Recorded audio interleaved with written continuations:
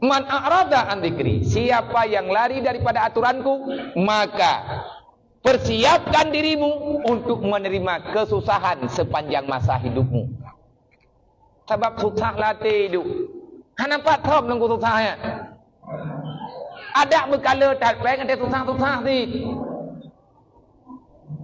Nyai tanya pengen ukur jai ka, dempur kana rumah kana mentok kana dempur kana. Tei tanya leuរឿង ibang keadaan leu. Ana aku dong pegah. Kiwa nan dong pegah habis lihat apa kata yang gagal aku dah kajah lagi deh. God gop tu mayang kata dot gop dia nyen berarti tengah tempren deh. Pakan tempren susah.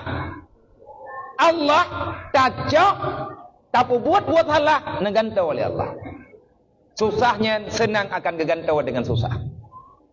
Lang dunia lagi kan, pura kiamat para halam gepo buta oleh Allah. Udip lang dunia nyo tu belut, pura kiamat tanyo jet urung buta, menan pegah lang Quran. Wa nahsyuruhu yaumal qiyamatil ama. Lang dunia susah, pura kiamat je urung buta. Yang terbelut lang dunia buta ba urang kiamat ya permayang ba Allah Taala. Ya Allah, lima hasyar dan yama wa kad kuntu basira. Ya Allah pakan long ka buta uranyo ya Allah. Jamun long lang dunia terbelut aga pakai uranyo ka buta. Dia jawab li Allah Taala, baik baklung katanya. Kaci ingat-ingat putra ka pelaku jamun lang dunia. Jamun lang dunia ka buta-buta dro ke ngelong, uranyo bit-bit kubalah dengan buta. Yang buta kanyo bukan buta mata. Buta mata tidak masalah. Yang bermasalah buta hati.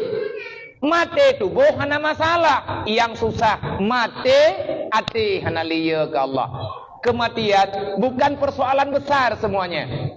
Sebenarnya kematiannya kan masalah. Yang raya artinya kalau tentu aja ke masalah. Yang butoy je ke masalah. Udep mantang lang dunia. Tapi hati katanya hana liya ke Allah. Nyan ke nyan bala yang paling raya yang diberi oleh Allah Taala ke katanya. Hana susah dali dia. Nyan lihat apa buat maksiat hana susah li. Lihat tampaki tapi kerodro tak hana susah li.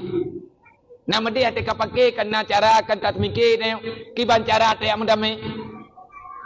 Tanya sabe-sabe Islam cara musuh drone kan long musuh long kan drone long sabe ku pegah han ku tem pakai dengan uri Islam long han ku tem mendendam dengan orang beriman menyatakan di tatem berarti tanya kata peringat Quran innamal mu'minuna ikhwah kata Allah sesungguhnya sesama orang beriman kalian saudara walaupun kan sabah ya tapi Allah kagak ikat persaudaraan kita dengan keimanan. Menyauria ipegah iman lihat persoalan nyan iman ro kenyan dipertanyakan